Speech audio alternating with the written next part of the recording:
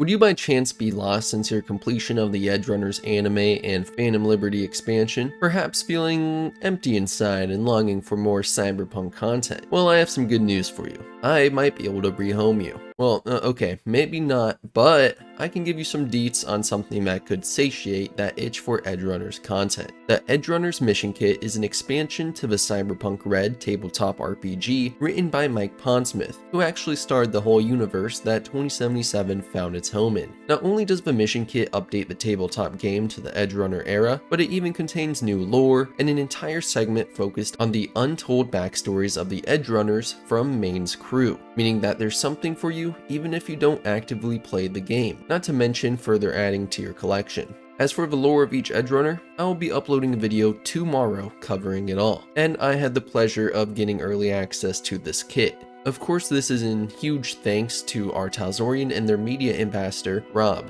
who also happens to be Dice TTRPG here on YouTube. I'll preface this video with the fact that yes, while I got this early access, it was only in exchange for some honest content about it. The only quote-unquote bias will be from the fact that I am a huge fan of Mike Pondsmith's work, and that's why I have a channel that literally sprouted around it. There's also one more important thing to say before we begin coverage of this mission kit. I recognize that a lot of people I've talked to are usually disinterested in the tabletop, and only really recognize 2077. I'm here to tell you that you're genuinely missing out on a lot of content and entertainment. These tabletops will give you a new perspective on 2077 on future playthroughs if you just give them the chance. After all, 95% of these are canon to the timeline, even if you don't actually play using their contents and instead just give it a read. I also recognize many of you have avoided the tabletops as you might not have a group to play with or feel unequipped. Believe me, I've been there, we've all been there.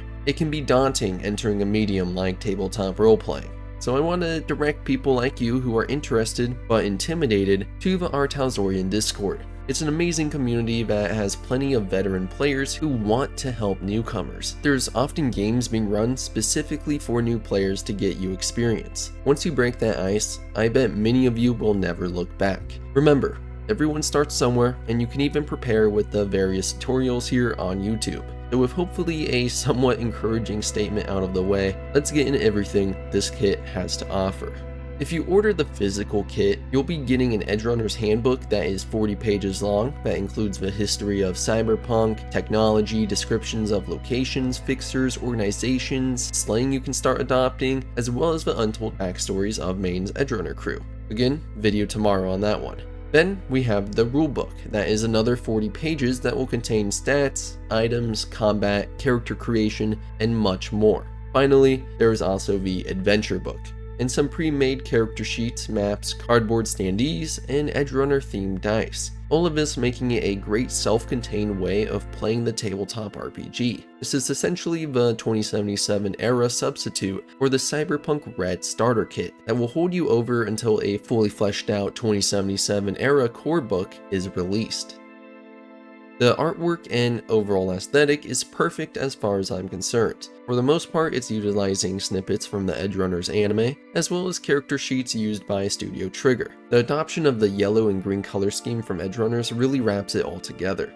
Nothing to complain about in this department, though I wish they would have included some other concept artwork or new artist work. I'm sure we will see that in the future core book release though, which is likely extremely far off since the time of Red is still being built upon, so don't get your hopes up just yet.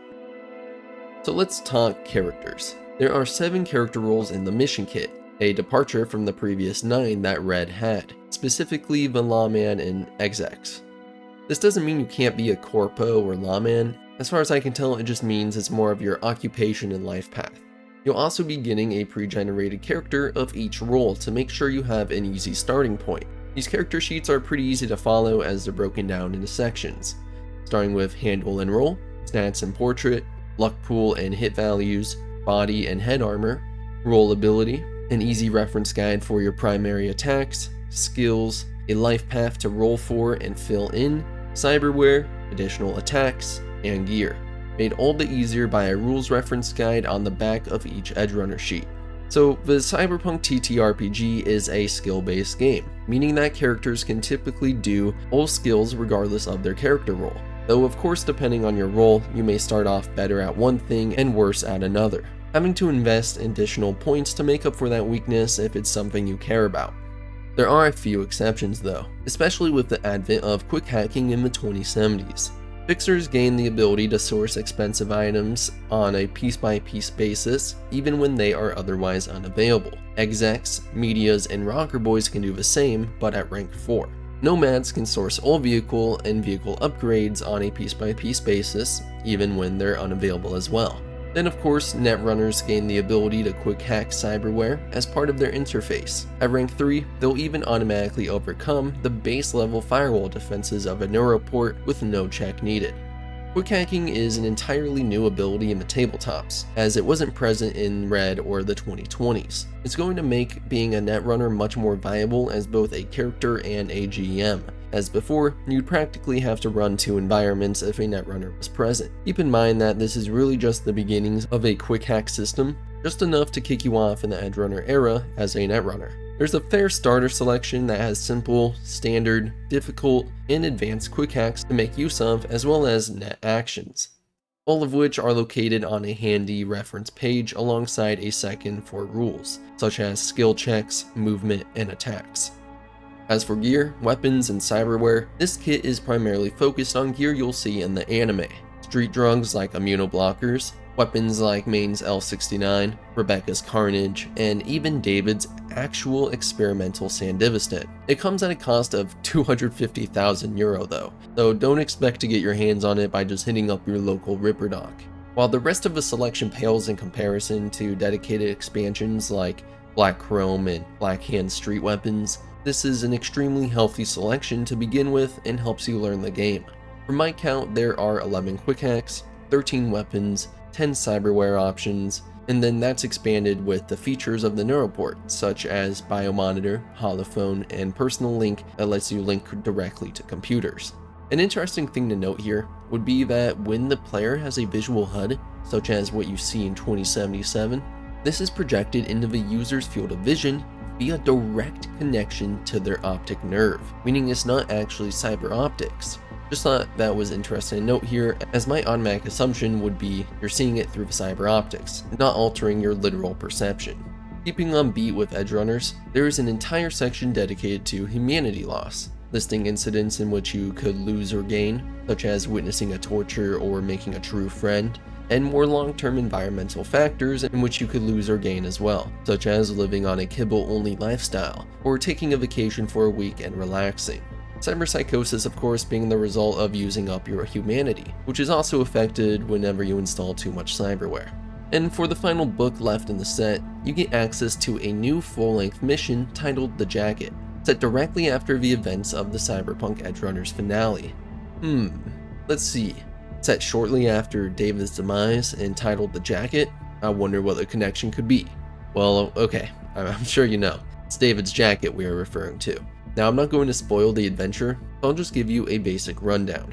David's getaway driver, Falco, was one of 2 members of the crew left alive, and ended up with several mementos to remember his fallen friends by.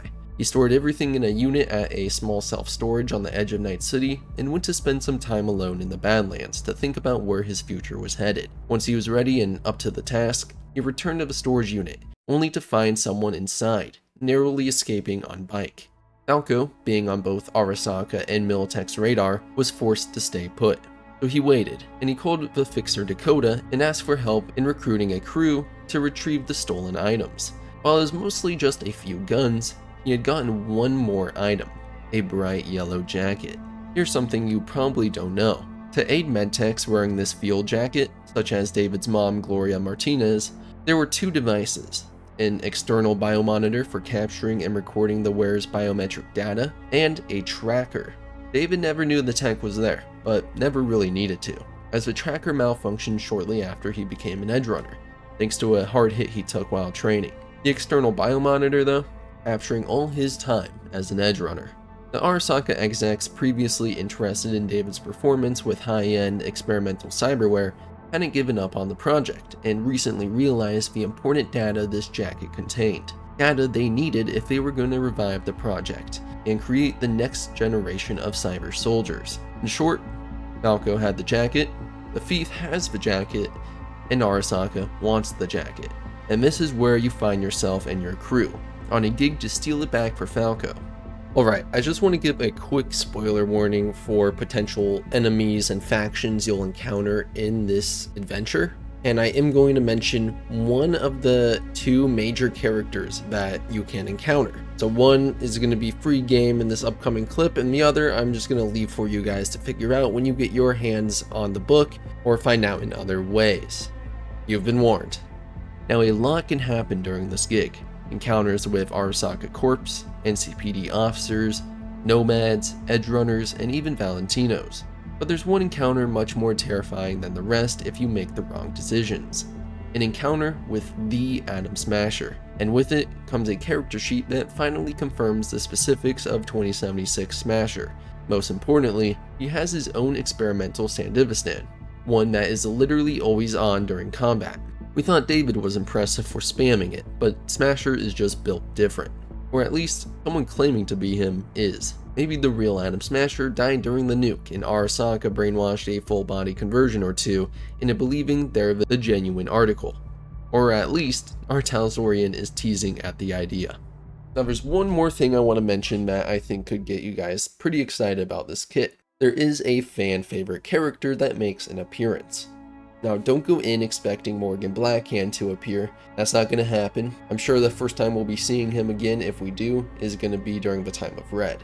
But nonetheless, a character appeared that took me by surprise. So think about that when you pick up this kit, run it as a GM, or when you're just playing it.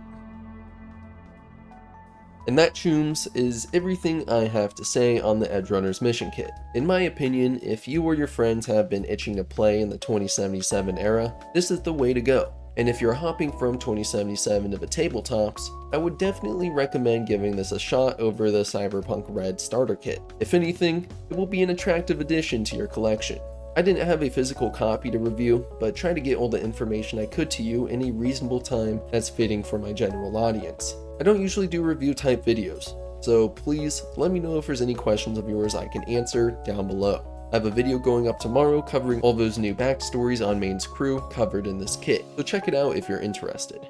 As always, thanks to Talzorian for trusting me with early access to this kit, and all the channel members up on screen for the continued support. It's only thanks to such an amazing audience around Cyberpunk that I'm able to be in contact with such a passionate company. Maybe by the time Orion rolls around, I'll be able to do the same with CD Projekt Red. I'm not going to get my hopes up though. So, as always, make sure to have a great week, and I will see you later, chooms.